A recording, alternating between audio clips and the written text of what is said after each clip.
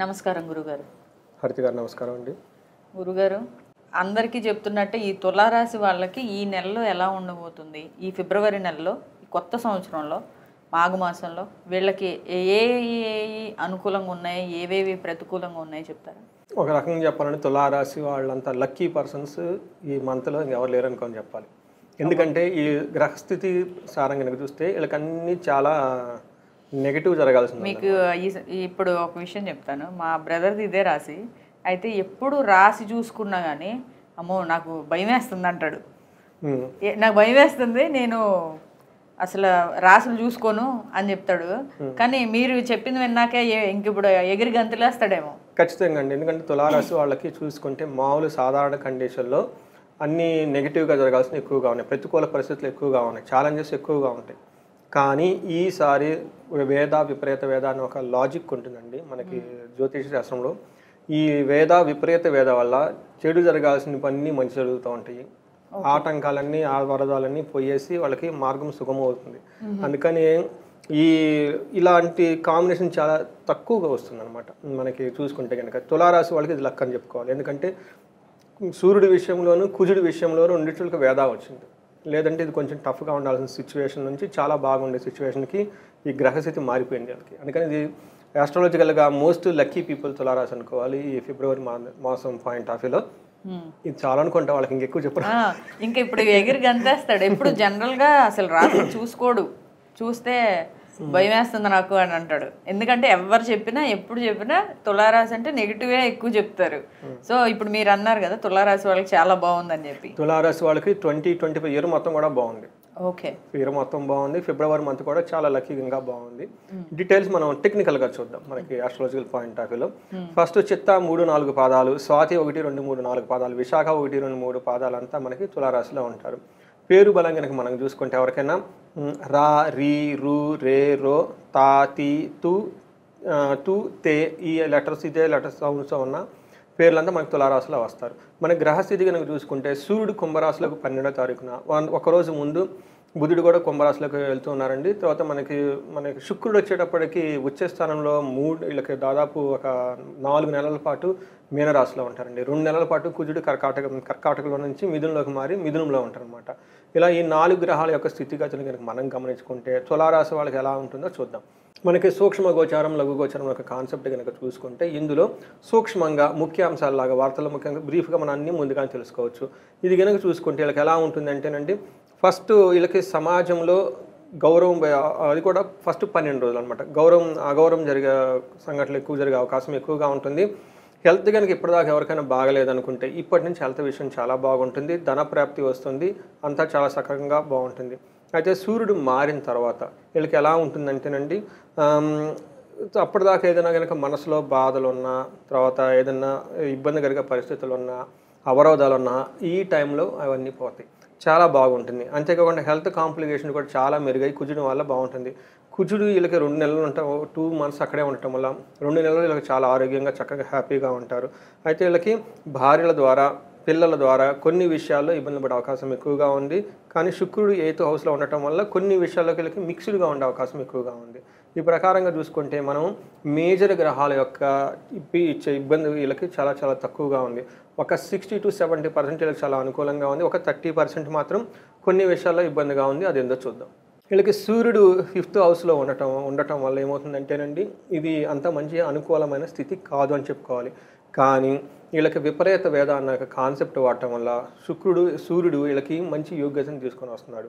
మామూలుగా అయితే వీళ్ళకి ఏం చెప్తారంటేనండి మహర్షులు, మన సంస్కృతంలో దేహాలాస్యం మనస్తాపం సుహృత్యేషం ధన వ్యయం బుద్ధి చాంచల్యో మాప్నోతి పంచమస్తే రవి సంయుతే అని చెప్తారనమాట. అంటే ఎలా ఉంటుంది జనరల్గా, దేహాలాస్యం అంటే ఏంటి, లేజీగా ఉండటం ఎక్కువ, తర్వాత సోమరిగా ఉండటం, మనస్తాపం మనసులో ఎక్కడో సంకల్పం పడినట్లుగా ఉండటం, తర్వాత సుహృత్వేషంతం అంటే ఏమైందంటే బంధువుల వల్ల కానీ ఫ్రెండ్స్ ఇలాంటి వాళ్ళది ఎవరైనా కనుక ఉంటే ఇబ్బందులు రావటము, అంతేకాకుండా సరైన డెసిషన్ మేకింగ్ చేసుకోలేకపోవటం, బుద్ధి మాంద్యం అంటారనమాట. ఇవన్నీ జరగటానికి అవకాశం ఎక్కువగా ఉంటుంది. అయితే ఈ విపరీత భేదం అన్న కాన్సెప్ట్ వల్ల ఇవన్నీ ఆల్రెడీ ఇంతకుముందు ఎవరైనా కనుక బాధపడుతూ ఉంటే ఈ టైంలో ఇప్పుడు దాకా చెప్పుకున్న వాటి నుంచి వాళ్ళకి రిలీఫ్ వచ్చేస్తుంది. మామూలుగా అయితే అలా ఉండాలి వాళ్ళు, కానీ విపరీత వేద ఉండటం వల్ల అవన్నీ పోయేసి, లేదంటే ఇంతకుముందు బాధపడుతున్నవాడు ఈ టయానికి బ్రేక్ తీసుకున్నట్లేసి మొత్తం ఎగిరిపోతాయండి. సో ఇది ఒక మంచి టైం అని చెప్పాలి. అంతేకాకుండా వీళ్ళకి 11th హౌస్లో దృష్టి ఉండటం వల్ల ధన ప్రవాహం కూడా పెరుగుతుంది. అంటే ఎందుకు లక్కీ అంటున్నానంటే సూర్యుడు పెట్టాల్సిన ఇబ్బందులు పెట్టకుండా ఆయన ఎనిమిదికి వెళ్ళిపోతున్నాడు. ఆయన ధన ప్రవాహాన్ని కూడా అడిషనల్గా వీటికి గిఫ్ట్గా ఇచ్చేసి వెళ్ళిపోతున్నారండి. ఇది ఒక మంచి వెరీ రేర్గా ఈ టైప్ కాంబినేషన్స్ వస్తుంది. అందులో సూర్యుడి ద్వారా వీళ్ళకి రావటం, విపరీత వేద ఉండటం వల్ల చాలా చక్కగా వీళ్ళు ఎంజాయ్ చేస్తున్నారు అనుకోవాలి. అయితే సూర్యుడికి అలా ఉందంటే మనకి మార్స్ కుజుడు వల్ల కూడాను వీళ్ళకి అదే ఇస్తుందండి. కుజుడు 9th హౌస్లో ఉండటం వల్ల అంత యోగ్యతకరమైన పొజిషన్ కాదనుకోవాలన్నమాట. ఎలాంటి అంటే ఆశనాచ ధనశూన్యం శోషణం దేహపీడనం స్థాననాశనం విరోధం చ నవమస్తే ధారాసుతే అని మనకు చెప్తారన్నమాట. 9వ ఇంట్లో మనకి జనరల్గా కుజుడు ఉంటే కొన్ని ఆటంకాలు తీసుకొస్తారనమాట. అయితే ఈసారి విపరీత వేద వల్ల ఆటంకాలు రాకుండా, అలాంటి ఆటంకాలు ఉంటే వెళ్ళిపోతాయి అనమాట.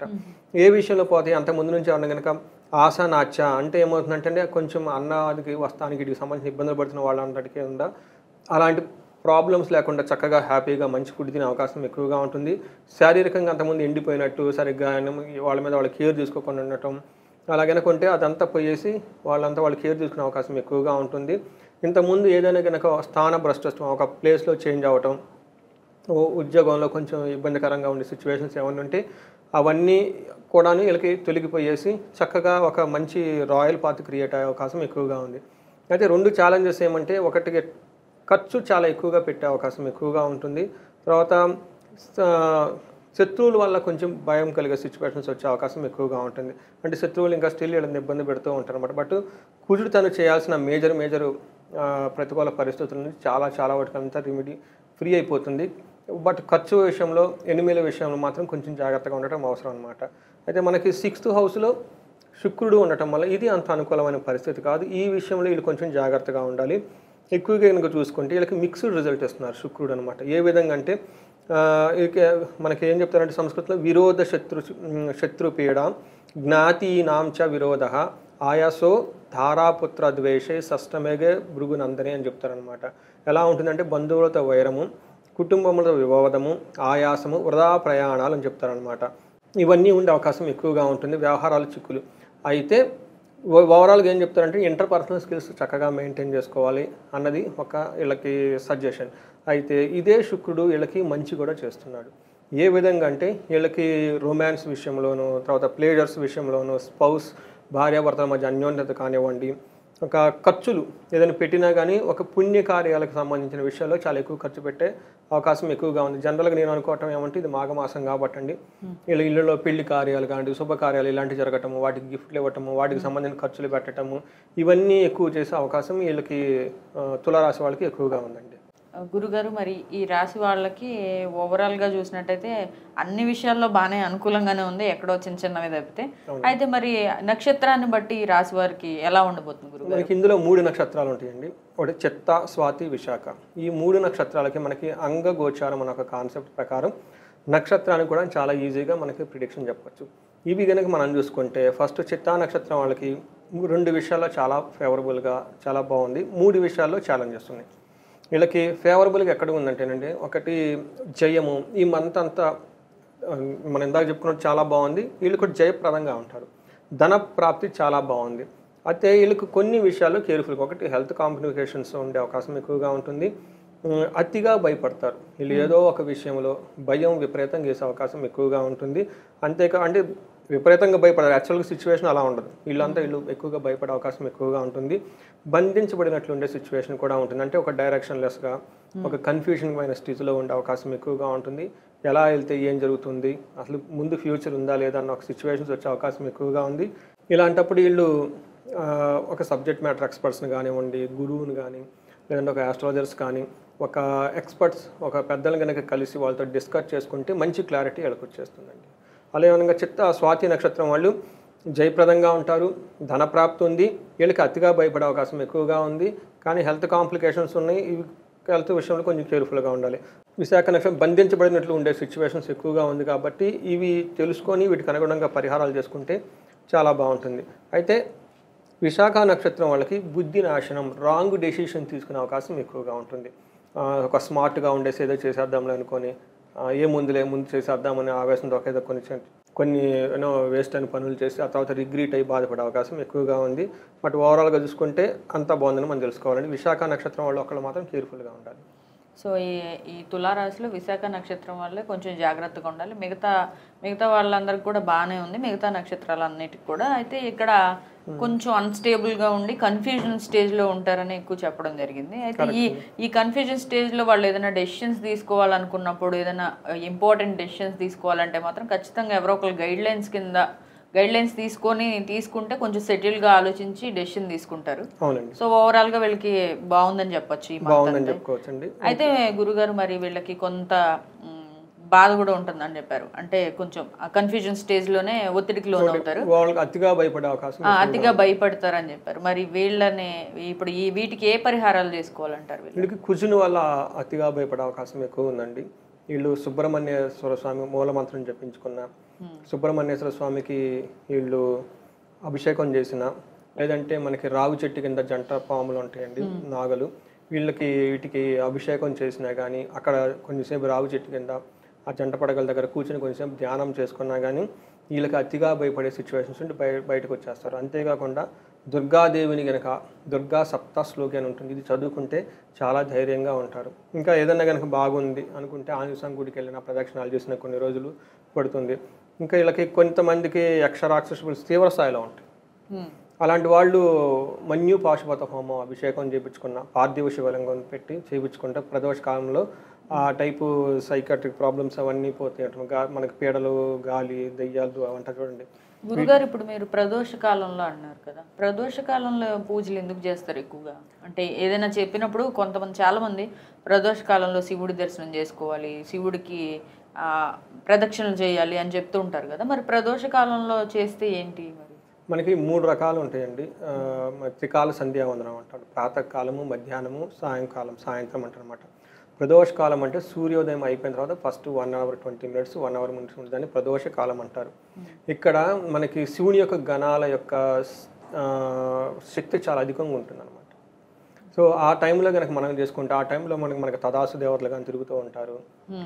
తర్వాత వచ్చేటప్పటికి సూర్యుని యొక్క సంధ్యావందనం అయిపోయిన తర్వాత చాలా రేస్ చేంజ్ అవుతూ ఉంటాయి అనమాట. అప్పటిదాకా సూర్యుడు ఒక డైరెక్షన్లో ఎనర్జీ లెవెల్స్ అన్ని మార్పు వస్తూ ఉంటాయి అనమాట. శివునికి ప్రత్యేకించి మనకి ఏం చెప్తారంటే శివుని యొక్క గణాల యొక్క తీవ్రత ఆ టైంలో ఎక్కువగా ఉంటుందన్నమాట. అందుకని మనకి శివుని యొక్క పూజ ప్రదోష కాలంలో కనుక చేసుకోగలిగితే, మాస శివరాత్రి రోజున కానివ్వండి, మనకి చీకట్లో కూడా కొన్ని శక్తులు ఉంటాయి. మనకి దసరా ఉందనుకోండి, రాత్రిపూట చేస్తాం. ఎందుకు రాత్రిపూట చేస్తాం? అందుకని మన జనరల్గా అయితే రాత్రిపూట చేయకూడదు అంటాం. రాత్రిపూట చేస్తే తామసిక శక్తులు వస్తాయి అంటారు. కొన్ని మనం ఏం చేస్తారు, సూర్యోదయంలో సూర్యాస్తం మధ్యలోనే చేయాలంటారు. కానీ కొన్ని డేస్కి వివరణ ఉండదు, కొన్ని పూజలకి ఎక్సెప్షన్స్ ఉంటుంది. అందులో దసరా ఎప్పుడు చేస్తాం? రాత్రిపూటే చేయాలి. దీపావళి ఎప్పుడు చేస్తాం? రాత్రిపూటే చేసేస్తాం.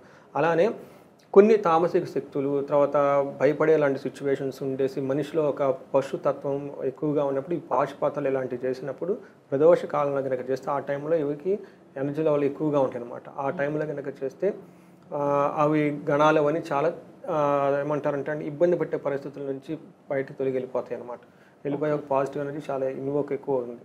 అందులోని పాశుపత హోమంలో మన పార్థివ శివలింగం కనుక ప్రదోష కాలంలో కనుక చేయించుకోగలిగితే పంచామృతాలతోటి పార్థివ శివలింగంతో వాళ్ళకి రిజల్ట్ చాలా అద్భుతంగా ఉంటుంది. అందులోని పాశుపతాలు లాంటివి తీవ్ర సమస్యలు ఉన్న వాళ్ళకి ఈవినింగ్ టైంలో అభిషేకాలు చేస్తే చాలా బాగాల్సి వస్తుంది. ఒక ఎనర్జీ లెవెల్స్ ఎనర్జీ అనేది వేరేగా ఫామ్ అవుతుంది. సో దాన్ని బట్టి మనకి చేంజెస్ అనేవి జరుగుతాయి అంట. కరెక్ట్ అండి. అంటే ఆ టైంలో గణాల యొక్క శక్తి, తర్వాత దుష్టపెడల యొక్క శక్తి చాలా అధికమయ్యే స్టేజ్ అనమాట. అప్పుడు కనుక చేస్తే అవి తొందరగా వెళ్ళిపోతాయి. ఇంకా వీళ్ళకి ఎలాంటి పరిహారాలు చేసుకుంటే బాగుంటుంది? అంతవరకు సరిపోతుందండి. ధన ప్రాప్తి చాలా విశేషంగా ఉంది. ఖచ్చితంగా ధనం వచ్చి తీరాలి. అయితే ఇంకా ధనం రావట్లేదు అంటే 2 రకాలు. ఒకటి మంత్ర జపం. మంత్రం ఏం చెప్తారంటే మనకి దుర్గా మనకి అష్టలక్ష్మి స్తోత్రం ఒకటి ఉందండి, అది చదువుకున్న చాలా బాగుంటుంది. ఇది కూడా ధనప్రాప్తి సూర్యుని వల్ల ఎక్కువ వస్తుందండి. అగ్నిహోత్రం లాంటివి చేసినా కానీ చాలా చక్కగా ధనప్రాప్తి వచ్చేస్తుంది. ఇంకా మాకు రావట్లేదండి, అప్పులు విపరీతంగా అయిపోయినాయి, కోట్లు అప్పులు పెట్టాము, ధనం పోయింది, అప్పులు తీసుకొచ్చాము, అప్పులకు వడ్డీలు కడుతున్నాము, వడ్డీలకు సంబంధించినంత ఆదాయం మాకు వచ్చే ఆదాయం వడ్డీలకు సరిపోతుంది, ఇంకా మేము ఎలా వెళ్తాం? ఇంకా లైఫ్ అంతా కష్టపడుతూనే ఉండాలి. అది ఒక బాండెడ్ లేబర్ లాగా అయిపోతారండి. నేను చాలా మందిని చూసాను. వీళ్ళు 3-4 కోట్లు అప్పు చేసుకుని ఉంటారు. వాటికి సంబంధించిన ఇంట్రెస్ట్ వస్తుంది 2 రూపీస్ 3 రూపీస్కో. ఈ వడ్డీ వచ్చేటప్పటికి కొంత అమౌంట్ అవుతుంది. వీళ్ళు వచ్చే ఆదాయం ఆ వడ్డీకి సరిపోతుంది. అలాగే వాళ్ళు 1 ఇయర్ 2 ఇయర్ కడుతూ ఉంటారు. ఇంక పోతూ ఉంటుంది. వాళ్ళకి ఫ్రస్ట్రేషన్ వస్తుంది. ఇదేంటండి మనం ఎంత కష్టపడుతున్నాము, నేను తినట్లేదు, మా వాళ్ళ మెడలు తినట్లేదు, అది తీసుకెళ్ళిపోయి అప్పులలో కట్టేస్తున్నాము, అది ఇంకా లైఫ్లో ఇంక ఇంతేనా, ఒక లూప్లో పడిపోతారు. ఇలాంటి వాటికి కుబేర పాశుపతం హోమం చేసుకున్న, ఒక శ్రీ సూక్తంలో సంపుటీకరణ చేసి మహాలక్ష్మి మా తర్వాత విశేష హోమం చేయించుకున్న, ఇవి ఆ చైన్ బ్రేక్ చేస్తాయండి. చేసేసి వెంటనే బయటకు వచ్చేస్తారు. అంటే వాళ్ళకి కొత్త కొత్త మార్గాలు కనిపించేస్తాయి. ధన ప్రవాహం వచ్చే అవకాశాలు వాళ్ళకి ఎక్కువ కనిపిస్తాయి. వాటిని పట్టుకొని వెళ్ళిపోయారు అనుకోండి, డౌన్ టు లైన్ 3 months 6 monthsకి ఆ చైన్ని బ్రేక్ చేసి అందులోంచి ధన ప్రవాహం రావటం, వాళ్ళతో కూర్చొని ఏదో చేసేసుకోవట్టు దాన్ని బ్రేక్ చేసి ఒక ఆపర్చునిటీస్ వచ్చేస్తాయి. రైట్ గురుగారు, చాలా డీటెయిల్గా చెప్పారు. Thank you so much. ధన్యవాదాలండి.